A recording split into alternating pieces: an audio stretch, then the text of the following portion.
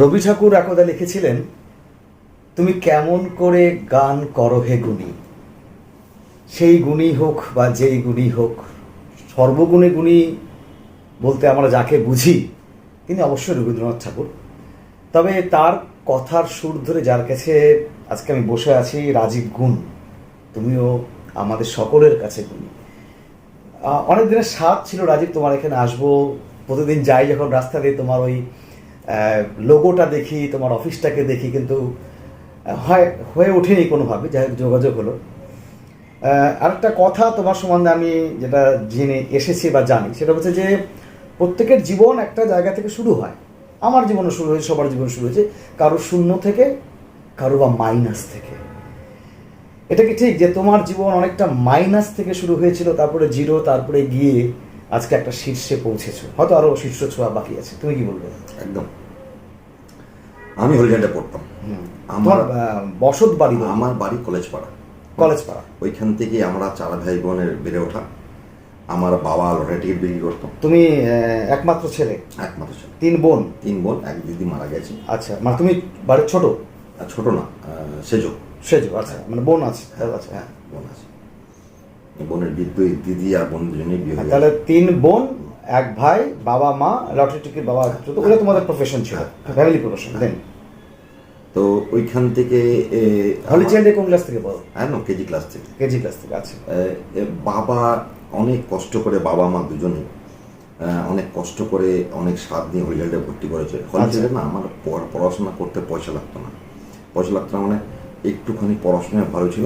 আচ্ছা। তো আমাকে মানে আমার টিচাররা বিনা পয়সায় পড়াতো। আচ্ছা। চাকি আন্টি, অমিত আন্টি, নিশিত জেঠু এসি কলেজের প্রফেসর। মানে প্রাইভেট পড়াতেন তারা? হ্যাঁ, গাইড করতো। হ্যাঁ। আর প্রাইভেট পড়াতাম হচ্ছে চাকি আন্টি আর অমিত আন্টির কাছে। আচ্ছা। তো যখন তুমি এত ভালো লোকের সামনে আসো না, মাঝখানে এই 3টা লোক আমাকে পুরো সার্কেল করে রেখেছে, তো আমার তো বাজে হওয়ার কোনো জায়গায় নেই। চাকি আন্টি আমার কাছে মায়ের মতো। বলে কি হলি চাইল্ডের টিচার? হলি চাইল্ড টিচার। আচ্ছা। হ্যাঁ, হলি চাইল্ড টিচার। কোন সাবজেক্ট পড়াতেন? Physics, chemistry, math, biology. আচ্ছা, কোন ক্লাস অবধি পড়েছো না কাছে? ক্লাস 10 অবধি পড়েছি। মানে আমার শুরুই চাকি আন্টি দিয়ে। মানে তুমি তাহলে এই তোমার প্রাইভেট টিউশন? হ্যাঁ। আর আমাকে ইংলিশ পড়াতে হচ্ছে ছোটবেলার থেকে, যখন আমি ক্লাস 1-এ মীরা আন্টি বলে, নিশিত জেঠুর ওয়াইফ। আচ্ছা। মীরা আন্টি, মানে মীরা আন্টি আমার কাছে হচ্ছে আবদারের জায়গা। মানে লোকের কাছে টিচার, আমার কাছে ক্লাস 1 মানে টিচার আর কি বুঝবো আমি। হ্যাঁ। তখন আমার কাছে মানে এখন প্রিন্সিপাল কে ছিলেন? তখন প্রিন্সিপাল ছিল রেজিনটা। আচ্ছা, ঠিক আছে। তাহলে তোমার মাধ্যমিক বোর্ডস কোন ইয়ারে? 96 দাদা। 96।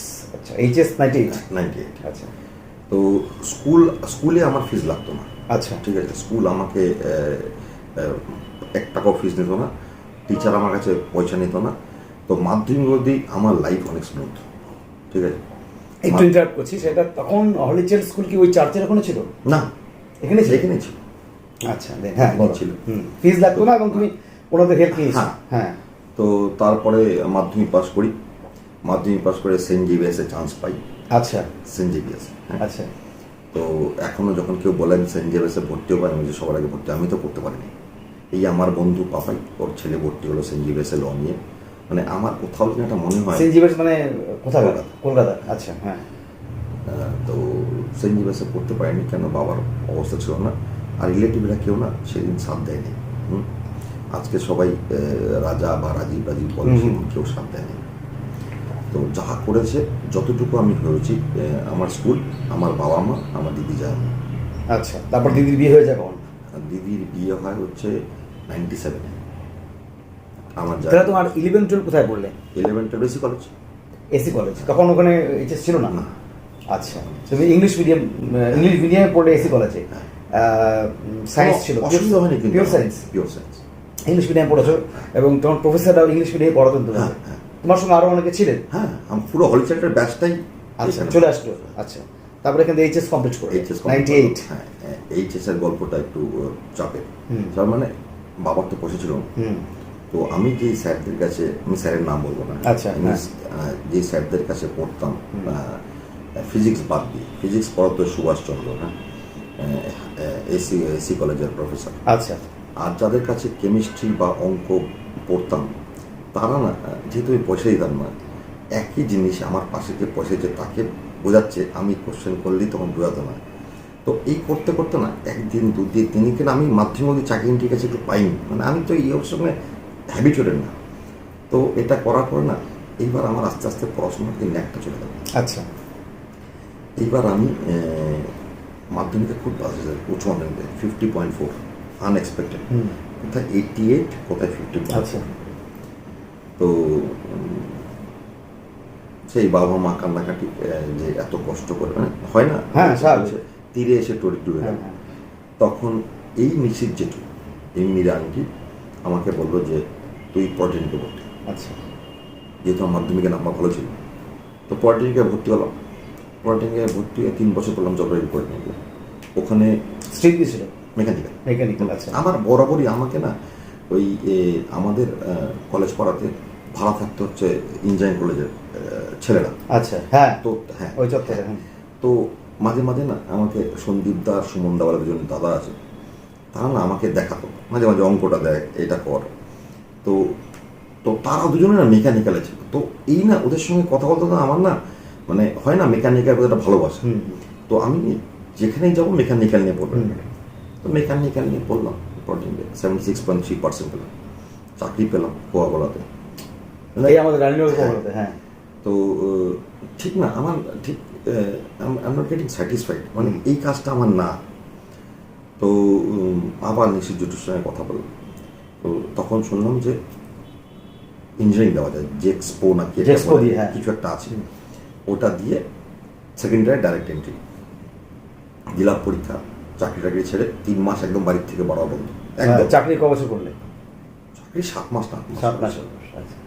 ভালো লাগছিল না? না, আই এম নট ওই জব মানে মানে কাজ করতে জব স্যাটিসফ্যাকশন পাচ্ছি না। আচ্ছা, তখন ইন্টারভিউ তখন বাড়ির কন্ডিশন কি ছিল? বাড়ির কন্ডিশন একই রকম। আচ্ছা, ঠিক আছে। তো চলছে তখন না দিদি জাহাঙ্গু আছে, তো আচ্ছা, একটা সাপোর্ট দেওয়ার লোক ছিল। দিদির বিয়ে কোথায় হয়েছিল? দিদির বিয়ে হচ্ছে মহামায়াপাড়াতে। আচ্ছা। আমার জাহাঙ্গু আনন্দ মন্ডলের টিচার, আচ্ছা, ম্যাথসে। তো জাহাঙ্গু যথেষ্ট মানে, তো জাহাঙ্গু বললো যে ঠিক আছে তুই জয়েন যখন দিবি দে, আমি তো আছি। তো জয়েন দিলাম, তো চান্স পেয়ে গেলাম। আচ্ছা। অল ওভার ইন্ডিয়াতে আমার র্যাঙ্কিং ছিল হচ্ছে 17। আচ্ছা, এই দুর্ধর্ষ রেজাল্ট, এই রেজাল্টটা হলো কি করে? এটা আমি জানি তোমার র্যাঙ্কটা দারুণ ছিল, কিন্তু করলে কি করে? মানে আমি না দেখো, আমি টেকনিক্যালটা তো আমার ভালোবাসা, হ্যাঁ, টেকনিক্যাল জিনিসটা। তো আমি তো এই 3টে বছর পড়াশোনা করেছি। হ্যাঁ। এইবার আমি 4 মাস বাকি ওই পরীক্ষাটা, আমি বাড়ির থেকে বড় বন্ধ, চাকরি বন্ধ, আমি একদম কারোর সঙ্গে না, শুধু বাড়িও কলেজ পা থাকতাম, দিদির বাড়ি থাকতাম। আচ্ছা। তো কি করতাম, দিদি শুধু খাওয়ার জন্যই বেরোতাম, একটা ঘরের মধ্যে আমি একদম আবদ্ধ। ঠিক আছে, টার্গেটটা আমি দেখতে পাচ্ছি এটা করলেই হয়ে যাবে। যাই হোক, শুধু বই মানে বই ঘেটে বই পড়ে হয়ে গেল।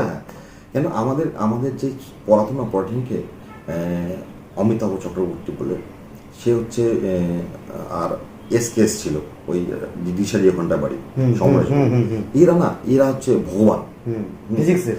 না, ইনি হচ্ছে একজন হচ্ছে মেকানিক্যালের সাবজেক্ট পড়াতো, দুজনেই মেকানিক্যাল, একজন শিবপুরের গোল্ড মেডেলিস্ট, একজন মানে যাদবপুরের।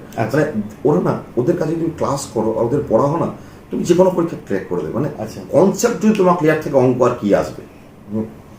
তো র্যাঙ্ক গেলাম এর সাথে শিবপুরে গিয়ে, শিবপুরে হলো। হ্যাঁ, শিবপুর ইঞ্জিনিয়ারিং কলেজ। তো তারপর চিন্তা করলাম শিবপুরে করলে তো স্ট্রিম কি পেলে? মেকানিক্যাল। আছে।